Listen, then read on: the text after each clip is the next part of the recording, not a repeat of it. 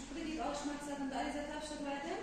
Yo'l-yo'riqlarni ko'rsatuvlardan men arizam chiqadi. Endi hamroh ayol bo'yicha kredit taklif etib turibdilar. Men ham shu hamroh ayol kreditini olsam, mana hechnasi yo'qmi? Aslida kredit bo'lsa, u kreditni yana olib bilamanmi? Sizda agarda hamroh ayol dasturi bo'yicha arizangizni scoring talablari bo'yicha o'tib kelsa, ya'ni sizda muammo qarzlardan keyin boshqa niyatda qarzlaringiz bo'lmasa, tadbirkorligimiz avval yurib turgan bo'lsangiz ham, toza boshlagan bo'lsangiz ham, hamroh ayol dasturi bo'yicha kredit olishga bo'ladi.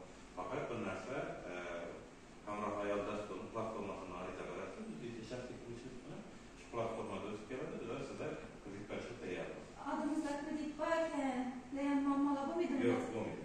Yana kredit berib Yo'q, bersak bo'ladi, muammo bo'lmaydi. Faqat oldingizdagi avvalgi kreditlarni hech qanday masalasiz siz to'lab bilgan bo'lsangiz, muammo kelmagan bo'lsangiz, maqsadsiz ishlatgan bo'lsangiz bo'ladi. Rahmat. Savolingiz yo'qmi? Rahmat. Yana kimdan muammo bor? Bo'ldi, shu yerda to'xtatib qo'ying.